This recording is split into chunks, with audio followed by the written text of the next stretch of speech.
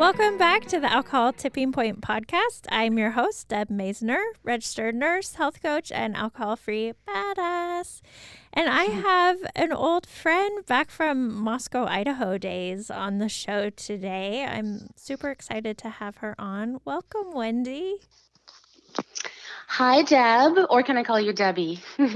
Oh, you can call me either one. Nice. I always remember you as Debbie. I know I've gotten lazy and really lazy and shortened it to Deb, but not really. Nice. Yeah.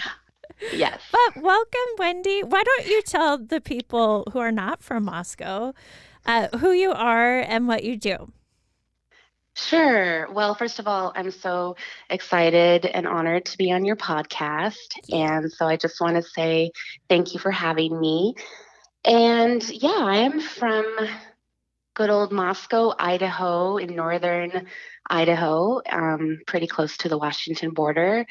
And I was two grades lower than you. So when I was a sophomore, you were a senior. So you were always revered in my mind as like super cool. And after I graduated from high school, I went to the University of Idaho in Moscow. And then I moved out to the Twin Cities where I lived for about 20 years. And now I'm back on the West Coast. I'm currently in Northern California. So I teach violin online. I've been teaching violin since college. But I currently teach online, which is something that started during the pandemic, and it works really well for a lot of families. So that's kind of what I'm doing down here in California. Oh, I love it. Yeah. Well, I think that's so sweet of you to say those nice things about me because I always admired you and your musical ability and just how cool you were. Oh, thank you. That's very sweet. I played violin in since I was 5. So it was Yeah. always really normal to me. And I do remember one time when I showed up for orchestra in 7th grade at Moscow Junior High School, they said, "You're going to play cello." And I said, "Well, no, I'm a violinist. I've been playing since I was 5 years old." And they were like, "No, we're going to play cello." And so I quit and switched to choir instead. Oh, So, yeah, I cannot think of you not being a musician. yeah. I'm happy It's just, that you're still doing that.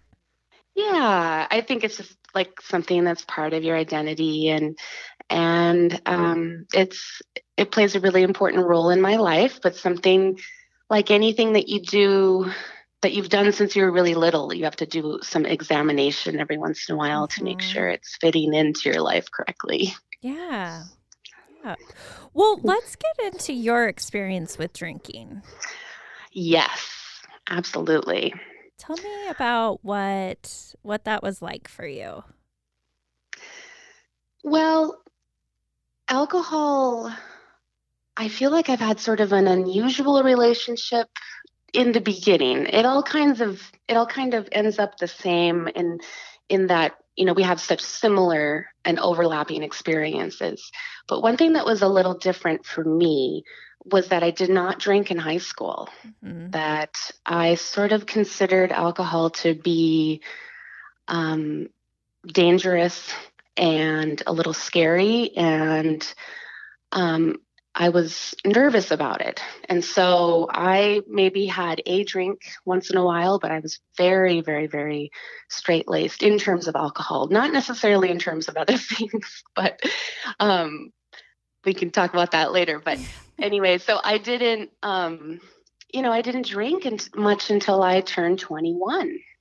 And I remember for my 21st birthday, well, you and I had quite a few friends in common going to the same high school. And so when I turned 21, my friends who were in your grade took me out for my 21st birthday. And I'd been a little bit drinking in college here and there, not very much. It wasn't a very big deal. And but they decided that I was going to have 21 drinks. Oh, Do you remember God. that tradition? Ugh. Can you, And I you're mean, it's so something little.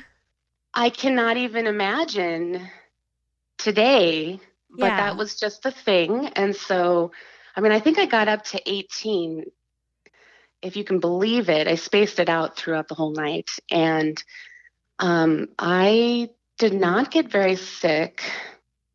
I was very tired and a little bit sick the next day, but I was very lucky because that could have been a very Mhm. um, unfortunate um, outcome. That was not very safe. So, but anyway, that tradition of like of the 21 drinks was so normalized. And I remember on a podcast that you had a few months ago, you talked about how normalized drinking was in our hometown and at the University of Idaho.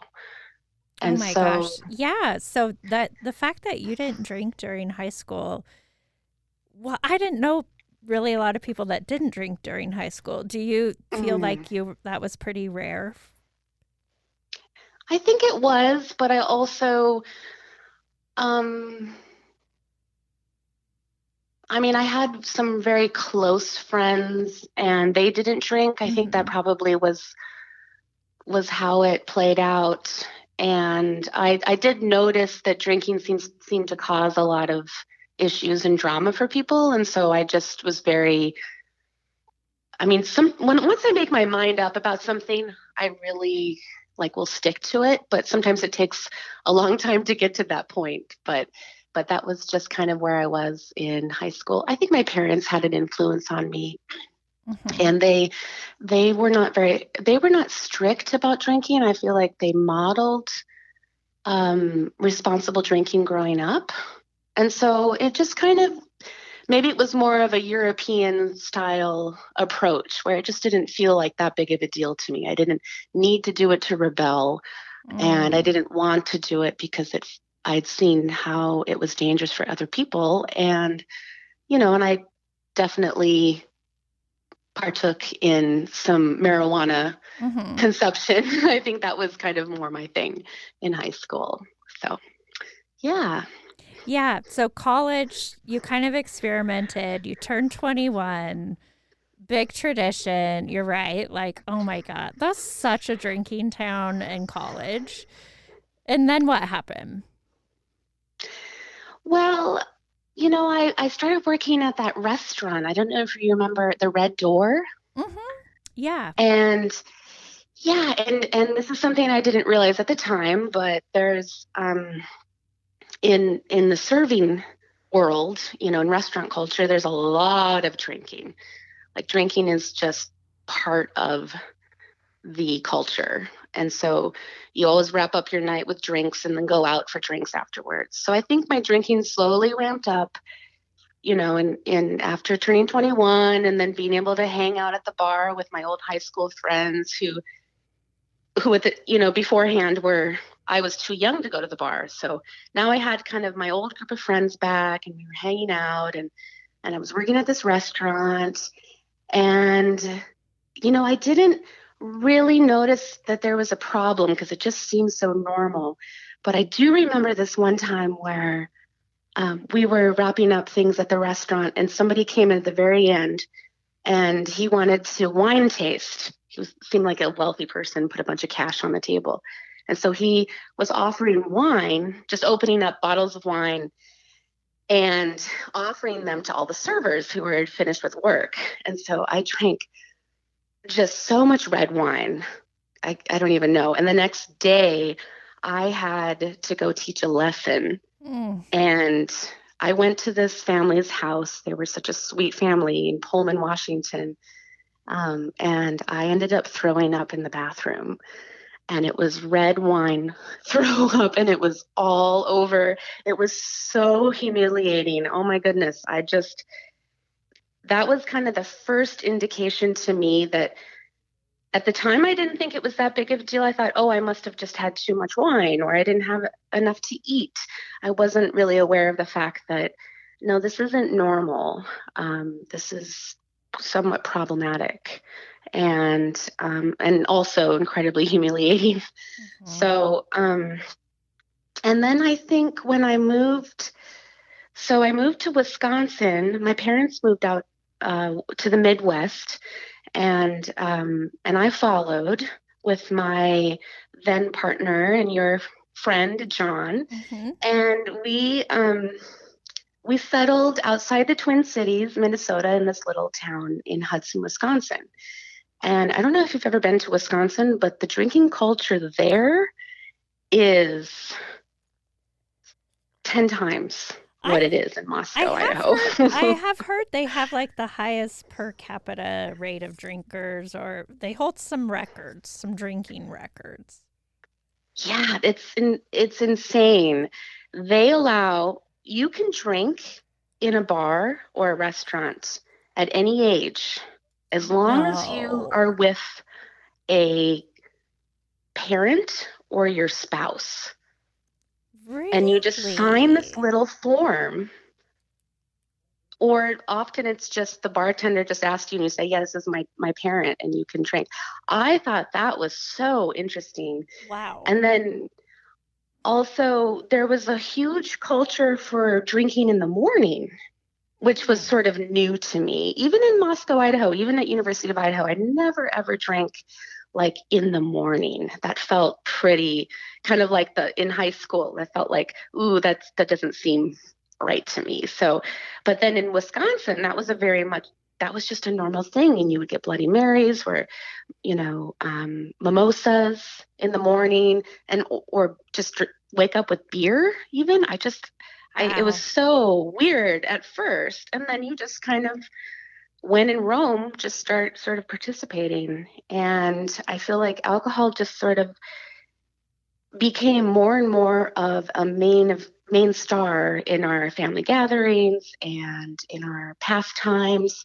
And, when we went out to eat, we would, instead of coming home, we would go out to the bars afterwards. And it just slowly ramped up like that. And then when I started playing more and more gigs, violin gigs in the cities, you would get paid with alcohol. Oh. Right. And Wow. so yeah. So, $50 plus 3 drink tickets or something like that. And you, of course, felt like, oh, well, I don't want to waste my Mhm. drink tickets. So then I would be drinking on, not on the weekends, on weekdays, and drinking much more than normal, because there were sort of these external factors at play. And then just it continued to just ramp up to the point in my 30s where I just felt like I was drinking to normalize, to feel okay, but it wasn't fun anymore. It was a necessary evil. It was kind of like a relationship gone bad, but you feel like you can't break up because you're too entrenched. And yeah, so I don't know um, what was your experience with alcohol in terms of different parts of the state where you've lived, or different towns that you've lived in?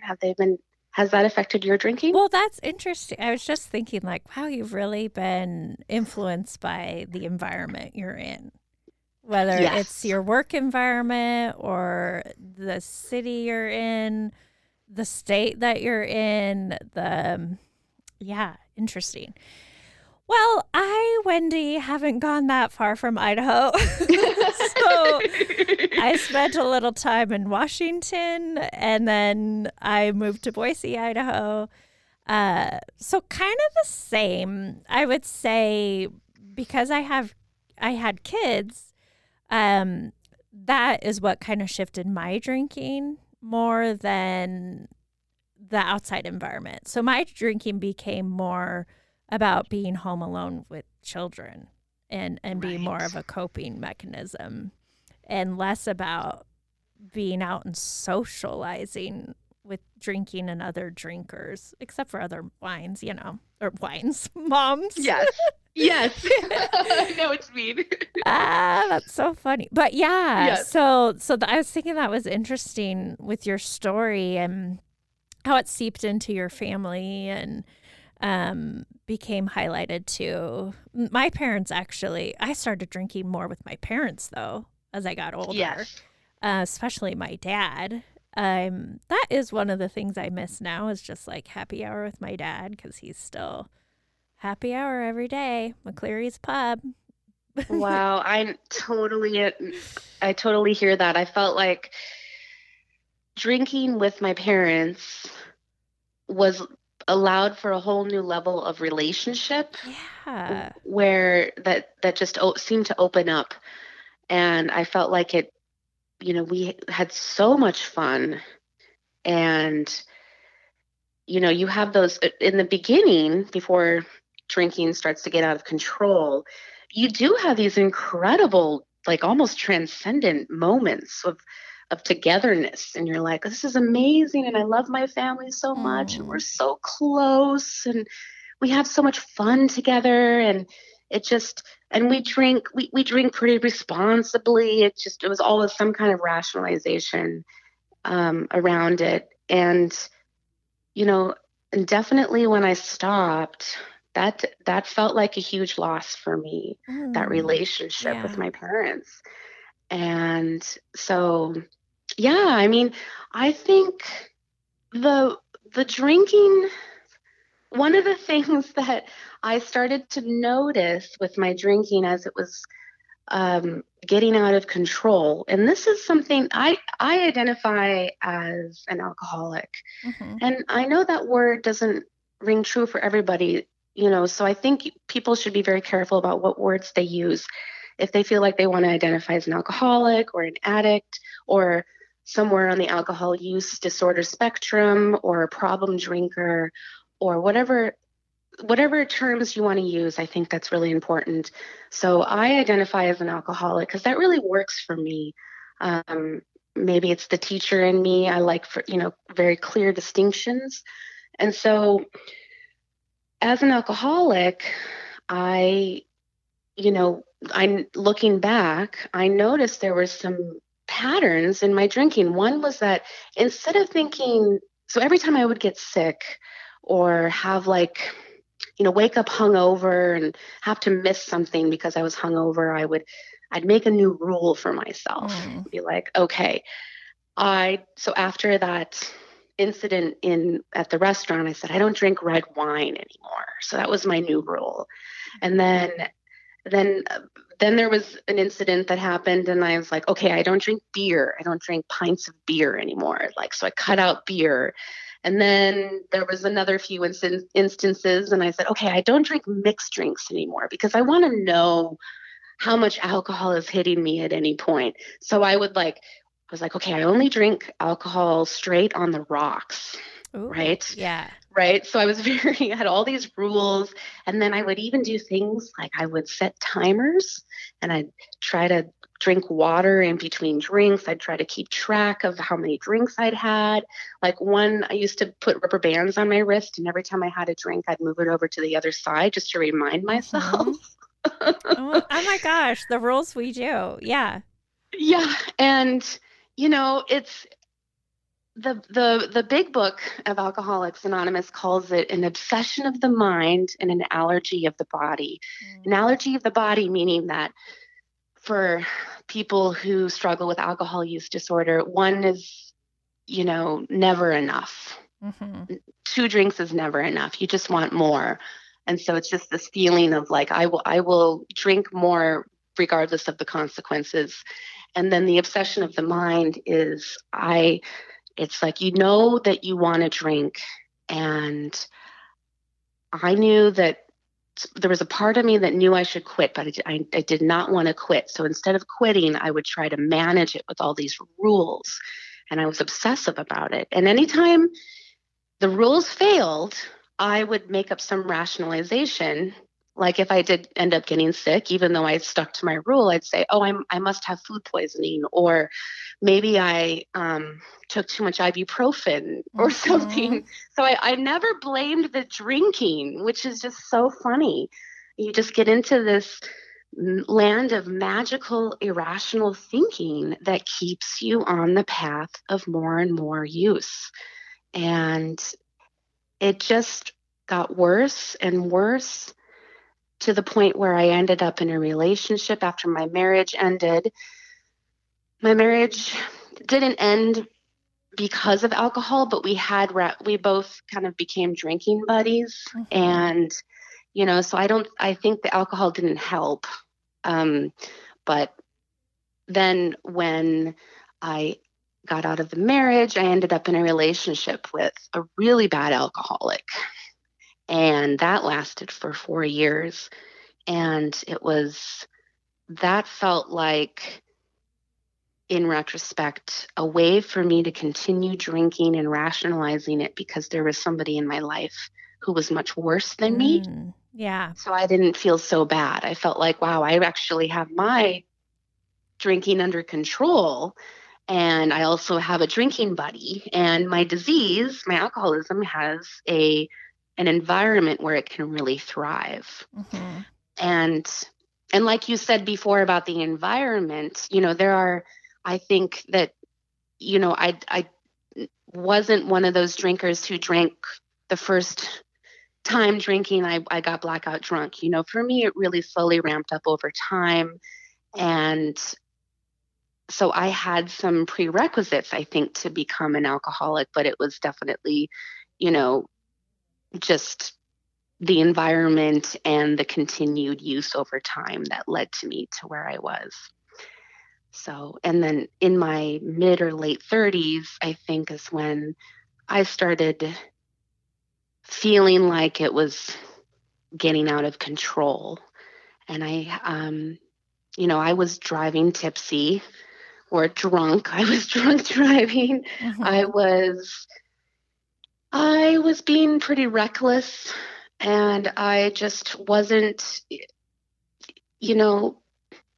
I wasn't drinking like first thing in the morning. I do that occasionally, but that wasn't it wasn't the daily drinking for me. It was just more periodic binge drinking, and I would take several days off at a time, and then I would ramp back up, and then I would drink for like 4 or 5 days straight, and then I'd have a terrible few days off, and then come back to it. So it was like this. Yeah. It wasn't like a dailiness of addiction. It was more like addiction to the pattern, I think. And that's such an important point. It doesn't have to be daily to be a problem. And absolutely. And I think also you can have plenty of instances where you drink like a normal person. Because I could definitely keep it together sometimes. And I think that was what was really confusing for me, because I just didn't identify as an alcoholic. I thought, sometimes I drink too much and it's for other reasons, And I think, wherever you are on the alcohol use spectrum, it can look like many different things. But the main thing I learned is an addiction is something where you continue to do it despite the negative consequences. And despite saying, I'm not going to do this, and then you continue to do it, and you do have the negative consequences. So that was what was happening for me with alcohol. And so, basically starting in, early 20s and going into my mid 30s, where I was starting to feel really out of control. Like drinking was not fun anymore. It took a lot to feel inebriated, and it didn't feel good anymore. It Mm-hmm. always felt kind of like I was loopy or slurring my words or tired or getting kind of sick. And I was waking up with sore throats all the time. And I always thought I had strep throat, but it was just some kind of virus or irritation from drinking. And I was driving drunk and just kind of that and doing this out of control party behavior. And it was August 2017 when an old friend came into town. His name is Django. And we had knew each other. We'd known each other in the mid 2000s. Our paths had crossed when he lived in the Twin Cities. And so he came back into town and looked me up and was like, "Hey, you want to grab coffee?" And so we ended up talking, and he told me some stories about how he quit drinking, how his brother, who I also knew, had almost died from drinking, and about another close friend who had killed somebody in a DUI Mm. accident. And I sat there listening to this, and I felt like a flash of light just hit me. And I pictured myself driving drunk, and I said, "Oh my goodness, like I have to be done. I have to quit alcohol. I can't have another drink." And I just looked at him and I said, "Thank you for sharing that. I think I'm done with alcohol." And I think he kind of rolled his eyes a little bit like, "Yeah, you'll whatever, you do you." Yeah, he I mean, did. that Wow. yeah. And so but then what ended up happening is that he and I started talking, and over time he lived in Portland and I lived in the Twin Cities. So over time we developed kind of a long distance relationship. And me being newly sober, it was kind of complicated because you're not really supposed to be in a relationship when you're newly sober. But it actually kind of worked out because we were long distance. So we had to, I got to do some work on my own, being alone in the Twin Cities. And so, but we're still together. Oh, And yeah, so it's it's a great story, love story of like that started with sobriety, and it is now I have 4.5 years, and he's coming up on 7, I think. So it's very wow. exciting. That's so Yeah, well. Congratulations on your thank you, sobriety and your thank you. relationship. Yeah. So what was helpful for you then to get sober? How did you do that? Oh, it's a great question, and I just want to remind listeners that it's really different for everybody. Mm-hmm.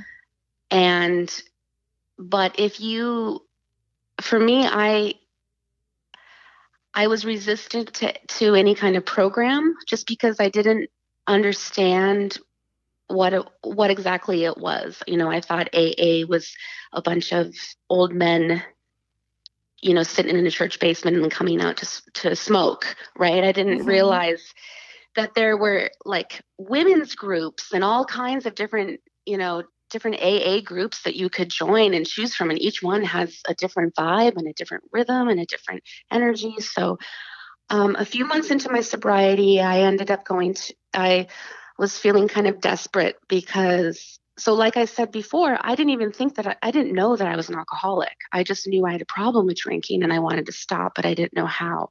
So once I had the flash of realization, like, and like I said before, like once I kind of make a decision, I tend to stick to it. But those decisions come they're very few, and they come after a long time of building to them. So I decided to quit, and that was it for me. But I felt like I wasn't functioning as well Mm. as I could. So I decided to go to an AA meeting, and it was life changing. I had such a positive experience. I think I was very Good. lucky to Good. find a really great group of women. And then, you know, uh, so I continued to go to meetings, and honestly, I don't work the steps as much as I've done steps 1 through 3. For those of you who don't know Alcoholics Anonymous, there's 12 steps. And I think, so I'm kind of doing things my own way. That sounds, for those that don't know Wendy, that sounds Yeah. so Wendy. I know. Absolutely. Yeah. I mean, right. I just kind of feel like I'm working my own version of my steps. And as Yeah. long as I'm sober, and as long as I'm, working on my recovery, I feel like I'm on the right path. So about a year into my sobriety, I actually went to a treatment facility. I did what's called a renewal, where you Oh. can go as a sober person and be with other people who are working on quitting drinking. And so I did that for 2 weeks. And then I've just done a lot of Eckhart Tolle, a lot of counseling, a lot of alcohol podcasts like this one and other ones, and listening to other people's stories. And now you can go to an online AA meeting like any time of the day. It's pretty amazing. That's one of the gifts of the pandemic. Yeah. And I think with recovery, I mean, it's just such a process, and it's you have to kind of go on your own path. And if you don't know how to set your own path, there's lots of wonderful paths to choose. You can try the 90 meetings in 90 days. You can get a sponsor, work the steps. You could go to treatment if you think you need to. I just think it's important to realize that there are lots of different ways to be sober or to work on limiting your alcohol use. And so my story is just one example of how to do it. But I think the big thing is having your people on board. So right now, almost everybody in my life is sober or not drinking. Wow. And I think that's a pretty big. I know that's very unique, and that has afforded me much more ease in my recovery. So I have a huge gift in that way. Yeah. Yeah, that's wonderful. So it sounds like you had a lot of thought and angst leading up to that decision, that kind of divine meeting between you and Django. Did I say his name right? Yes, Django. Okay. Yes. That was just so like divine intervention for you, and for him to say those words, which at the time he didn't realize how impactful they would be. And from Right. that moment, you were like, I'm done. Yes. Yeah, and that's a unicorn. Yes, absolutely. But you know what? I call that a unicorn, but the more and more people I talk to, like I have talked to a handful of people that's what happened. But after a long series of starts and stops and rules and whatnot. So Exactly. I mean, we all, I guess, have the potential to become unicorns. Yes, totally. Well, yeah, it's go ahead. interesting. Yeah, it's just so interesting. I think that you know when you know. Mm-hmm. And when it's time, you'll know whether it. I heard an interesting quote though that's when you realize something's a problem, it's probably been a problem for much longer than you realize. Definitely. So, but once you get to that breaking point, and for some they call it a bottom, I was so lucky. Excuse me. I was so lucky that I didn't reach my bottom, but I certainly could have reached a bottom the next weekend if I had continued drinking the way I was. And they say the average person drives drunk like 120 times before they either get pulled over or something happens. Now, I could be wrong on that statistic, but it's something like way more than what you would think, right? And so if you think about the not being the people who have DUIs, I was so lucky to never get one, how many times it takes before you actually get caught. And for me, I was doing this on a regular basis because I was playing gigs, Yeah, me drinking too. at gigs and coming home, Mm-hmm. and I mean, I had to get home. Yeah. So, Oh God, Moscow, Idaho, Drake. That I mean, I remember giving people rides home and not remembering where they lived or that I gave them a ride. I mean, just so bad, yeah. so Oh, so bad, bad.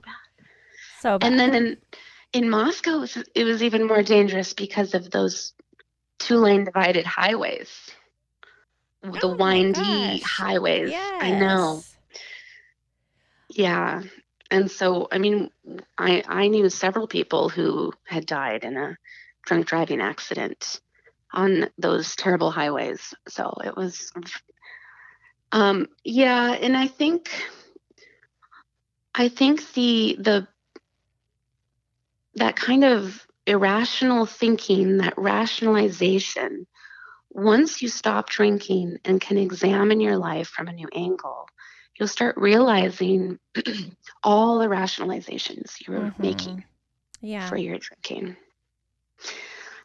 And I've heard you say for you is, being a mom and the stress of being a mom. And then for me, it was like, well, I deserve this. I deserve a drink after I play a gig, or, this is a family thing, or this is how I'm connecting with people, or I'm just, a rock star or something, some deluded rationalization. And when I peeled all those back, I realized, oh my gosh, I do have a problem with drinking, and I can comfortably, identify as an alcoholic in recovery now. And But quitting, I'd say just the stopping was probably the easiest part of all of it. Mm-hmm. And the hard part has been working through whatever I need to work through to manage the different stressors in my life and to manage the different triggers for drinking. Mm-hmm. And so that's where your community comes into play. And whether that's AA or alcohol tipping point community or whatever community you're a part of, you're going to need support because, a lot of people drink to feel more connected. And if you lose that connection, you need to find it in some other area. Yeah, 100%. What would you say are your other top tips for anyone looking to change their relationship with alcohol? I think it's so important to understand what your brain and what's happening in your brain and what's happening chemically. Mm-hmm. Because when you drink, you get this influx of dopamine. And then your body produces a chemical to try to balance that out. So it's a depressing chemical to try to balance out this, the too much dopamine, because your body wants to be in homeostasis at all times. And so when you have times, one thing I realized when I had stopped drinking was that I would, for example, at a certain time of day, I would get this really sinking feeling. And I couldn't understand what it was. I just felt like kind of listless and like the world doesn't make sense and life is sort of meaningless and all, sort of existential dread. And I realized that was just a trigger because my body was like, "Oh, we're preparing for that chemical you put in Mm. our body that gives us too much dopamine. So we're going to like preempt it with a depressing chemical." And so once you kind of know those chemical patterns and you can look for them, then I would work to disassociate or to try not to become enmeshed with the feeling, to say, oh, there's that feeling. that's that chemical feeling, that's my brain telling me, you know, it's ready for a drink. And so I would, instead of processing it as sadness, I would just try to process it as a chemical, and to be kind of objective and removed from it. And so that really, really, really helps. It's not easy, but just to separate yourself from what you're feeling and try to Yeah. understand it in terms of the physiology of the brain. And yeah, I don't know if have you ever, I think, have you ever read Quit Like a Woman? Yeah. Yes. Holly I Whitaker. think yes. I actually have not read that book, but I've heard so many great things about it, and I've heard it quoted so many times. But that's like next on my list. But I, reading about the disease is really interesting to me. Um, and reading, kind of approaching it with a science mind. Mm-hmm. And I think that helps you get out of your own head. And then, seeking help when I need it, I think that's one of the hardest things, because alcoholism is very isolating. And so when I feel down, I naturally will try to isolate instead of reaching out. So I have to have things in place ahead of time to kind of circumvent those kinds of experiences where I might be getting down. So as long as I have like people I can call or regular check-ins, and just reaching out to people, and then talking to people about the disease, and like talking to you, or I've had friends reach out to me sort of unofficially, and that's given me a lot of strength, is to kind of be there for other people. And that's the service part of AA, which, I don't officially sponsor anybody, because again, I'm sort of on my own little weird path, but I definitely unofficially am, there for my friends who, when they have issues, they definitely reach out, and a lot of them have gotten sober. And so and it's very inspiring to be able to help other people on their journey. Yeah, it's so great. It's like you got out on the other side and you just want to be like, let me help you. You don't have to feel this way. You're not hopeless. You can change. Exactly. That's so great. Yeah, and I think just staying one step ahead. Mm-hmm. So you can't be complacent. For me, it's been 4.5 years, but I still have to, pinch myself and be like, you had over 20 years of drinking patterns and habits, and you're still a baby. Like you're just 4.5 years old. And so I have to, if I get complacent, my brain will start playing tricks on me and try to get me to drink. It's um, like I'll create drama in my, artificially. Like I'll try to start something with my partner, or I won't get enough rest. I won't take care of myself, Mm-hmm. and then kind of get myself into like a little tizzy, and then realize, oh, this is just pattern behavior that's trying to get me to start to rationalize drinking again. Mm-hmm. And so you have to just remind yourself, no matter how far down the road you've gone, you're still the same distance from the ditch. Ooh, good analogy. Yes, I heard that when I was in treatment, and I love that. Wait, no matter how far down the road you've gone, you're still the same distance from the ditch? Yes. Oh, that's Yeah. good. Well, what are your Yeah. plans? What are your plans for the future? West Coast. Yeah. It's well, I'm really interested in my partner and I, Django and I, are interested in starting some kind of center where musicians can come and play and stay, like a music camp. Oh, Music camp for nice. adults. Even better. Yes. And so Fun. this got sort of thwarted during of course, during the pandemic. So our plans have been put on hold, but we're still hoping to find a center, a place to set up shop and have like a music camp.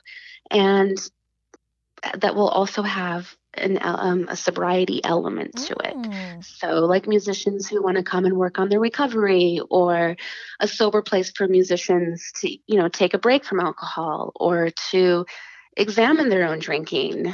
And so, of course, it'll be music first, but because we're both musicians, we're both passionate about playing and studying and learning and teaching music, but having also a recovery element to it. Oh, that sounds fantastic. Well, let me know Yeah, if I can support you in any way.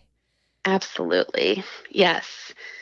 Well, good. And yeah, and I think I still go back to Minnesota, and I still check in with family and friends, and I still have some students in Minnesota, and I'm enjoying teaching and playing music when I can. It's sort of coming back after this hiatus. Live music is starting to come back, and it's it's just such a gift now to be able to experience life without alcohol, without this chemical that's constantly overturning your life and upending your plans and making things more difficult, you know, and was putting me in danger and putting other people in danger. So I'm just so grateful to,